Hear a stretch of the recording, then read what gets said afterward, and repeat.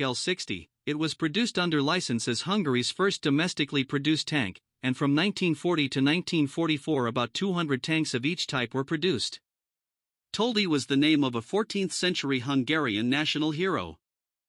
Like Germany, Hungary was limited in armaments as a defeated country in World War I, but in the late 1930s, it began to expand its armaments and imported 143 Fiat Ansaldo L3 tankettes from Italy.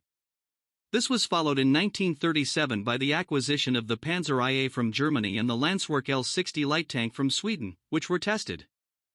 As a result, in 1938, the company acquired the license production rights for the L-60 light tank, made minor modifications to the L-60 prototype, adopted it as the 38M Twardy Ikonu Harkoksi, and instructed Mbag and Gans to produce it.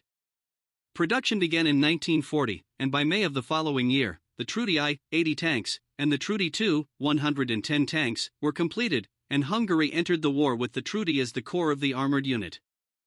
Starting with Operation Balkan in the spring of 1941, 5 companies under the Hungarian Rapid Corps were equipped with Trudy in Operation Barbarossa in the summer of the same year, and invaded deep into the territory of the Soviet Union as part of the Southern Army, but by November 80% of the equipped Trudy had been wrecked or incapacitated, and the unit was withdrawn home. It was clear that the weak 20mm gun and the light armor of up to 13mm would not be able to compete with the powerful Soviet tanks, so some of the recovered Trudy were replaced with 40mm guns. Trudy IIA, and a new turret-mounted Trudy III, 43M Trudy, was also developed, which was intended to be equipped with a 40mm gun from the beginning.